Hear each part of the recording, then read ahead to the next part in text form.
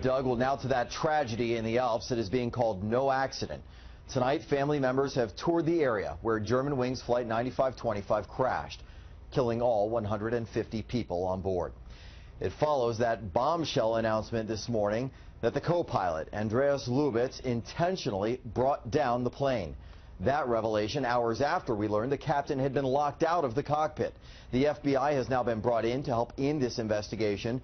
The airline CEO says there were no warning signs.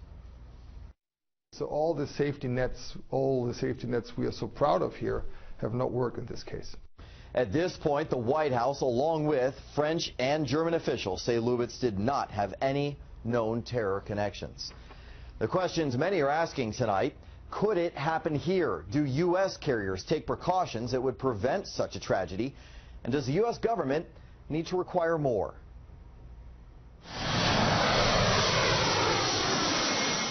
When you take off on a U.S. carrier, there are differences from overseas, specifically meant to keep you safe. Most notably, a second person in the cockpit at all times.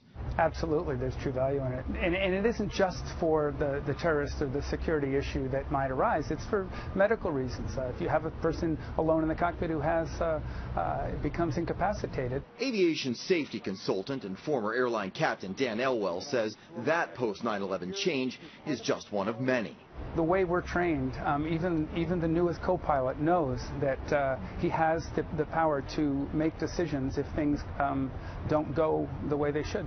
Very proactive. Very proactive. There have also been discussions on Capitol Hill about possibly adding a second barrier between passengers and the cockpit door. We've talked about it and what the expense would be, and is it worth it, or is it just something that isn't necessary but make you feel better? But are we doing enough to monitor the mental and emotional status of pilots? There are types of testing at first hire, job changes, and when learning a new aircraft. But it's often up to coworkers to raise any concerns. Congressman John Mica of the Transportation Committee. Everybody has tried on both sides of the pond to put the very best safety protocols in place. But sometimes it's just hard to penetrate the heart, soul, and mind of an individual pilot. Now back to that bigger issue of two people in the cockpit at all times.